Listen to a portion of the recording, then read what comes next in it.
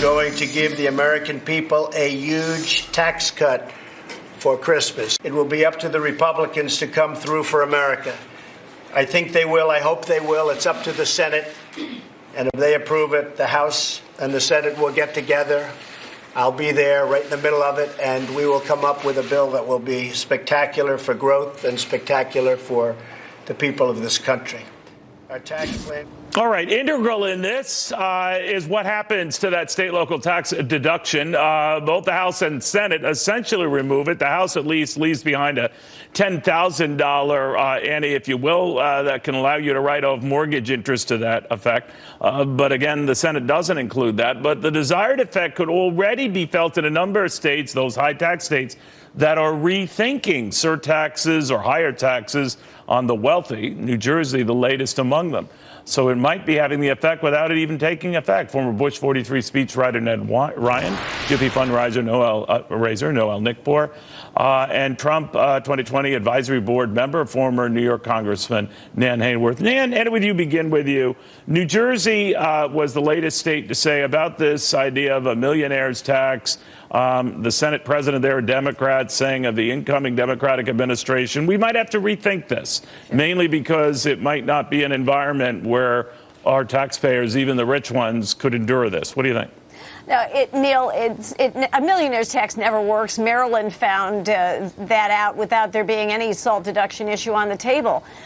These high tax states, and I am right in the sights of the SALT deduction elimination, and it's very painful indeed. These high tax states are going to lose residents. There's no question about it.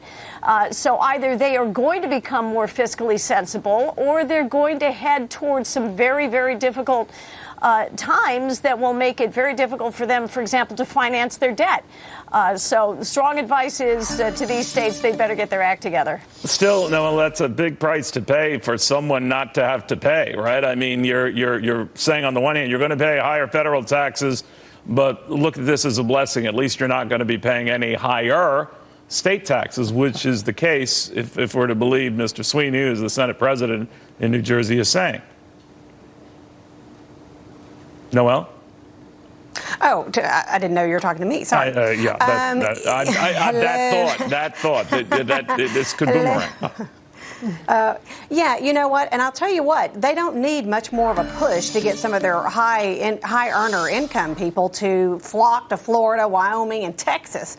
I mean, you know, they're not even spending the money well. And this is another thing. A lot of people are now campaigning on this. The New Jersey governor campaigned on creating that millionaire tax. And that's why you've got people like, you know, Bob Stefanowski, who's running in Connecticut, who's running on trying, you know, to phase out the state tax in his state, Connecticut, where people are complaining. So this is kind of not only something that people are going to be campaigning on, but this is causing all these states, like you say, to reevaluate what exactly they're doing, because they're not going to be keeping these people, and they're not going to be enjoying the great, you know, philanthropic things that they do in their states as well. They're going to be moving to other states. That's why Rick Scott loves New York, and he loves New Jersey. I don't know if they think that long term, though, Ned. You know, like, I think when push comes to shove, if they can shove a little bit more at the rich, they will. They can return to New Jersey the top rate to almost 11%, which it was before Chris Christie came in and brought it down to whatever it is, a little under 9%. They'll do it because they'll say, it's the rich. They won't think longer term, to Noel's point or the Congresswoman's point, that that crowd can up and leave. And there is a point at which they do that. What do you think? No, I don't think they think long term. And I do like the debate of us having, you know, why are red states really funding the fiscal irresponsibility of the blue states? Because that's essentially what we're talking about here, Neil. But I got to tell you, I mean, I know we're talking about SALT and there are some House Republicans that are saying they will not vote for this Senate bill if this aspect remains in the bill. I'm kind of at the point with this Senate plan, Neil. I hope it doesn't pass the Senate. It's terrible. It's not even real tax reform in my mind. It's tax deform. I mean, if you're a private equity guy or you're a hedge fund or you're a real estate developer, you love this plan. If you're a middle or upper middle class, you hate this plan because all the bill is being passed on to you. So I love that we're having this debate and that the state legislatures and the blue states are having to have a debate on, are we going to spend more money? What do we do about spending if we get the SALT removed? Right. I hope this Senate bill is very problematic in my mind. Well, I admire your gut saying that, Ned, because, Nanny's not the first guy to say that. Right. This idea that something is better than nothing, not all the time. This something could be worse than nothing.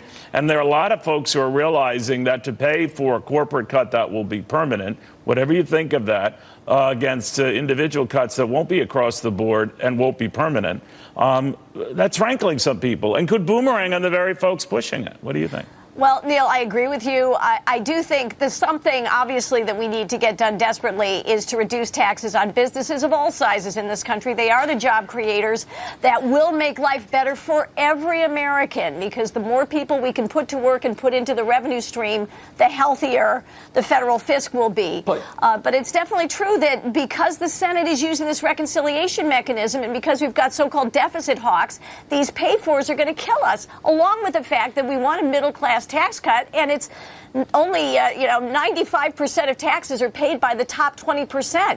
So the burdens just keep kind of accumulating in that whole situation on the taxpayers who actually are the most productive. And why aren't they attaching carried interest? Well, you could go ahead, finish that point. No, I mean, Neil, this is Nanza hitting some of these points. I mean, first of all, why is the small business tax in the Senate bill up to 30% and temporary? Why haven't we dealt with the carried interest loophole? Why are some of these real estate developers getting the depreciation from 39 to 25 years and cost hundreds of billions in revenue for Treasury? I mean, this is a tax plan, again, that these uber wealthy are going to love. And, when Orrin Hatch accuses the Democrats of playing, well, this is just a tax cut for the rich, there are some of us who are deeply conservative who are really starting to get a sense that this is a tax plan that benefits the uber wealthy hedge fund and private equity and real estate guys. And so when you talk about a temporary cut for small business pass-through tax, even a temporary cut for the personal tax cuts, this is deeply frustrating. On top of that, Neil, pushing back the corporate tax a year, this is unacceptable. These are non-starters for me as a conservative. I think you're onto something. I do. And Noel, you and I, when you were last here, we were talking about the idea. I think everything comes down to people's paychecks next year, assuming this passes, which is a leap to Ned's point. But and if they don't see a demonstrable difference in their net pay, whether it's on a card or something as thick as the Manhattan Yellow Page as a tax form, they're going to be annoyed. And sometimes Republicans might regret getting that done when a lot of folks don't seem to think they got much out of it. It could come back to bite them. What do you think, Noel? Right, absolutely. And look, Trump ran on doing all sorts of new legislation. If we don't get tax reform, and this looks bad on all the Republicans, Mnuchin, Trump, it looks bad on everybody.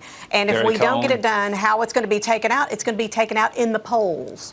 All right. We'll watch very, very closely. Guys, I want to thank you all very, very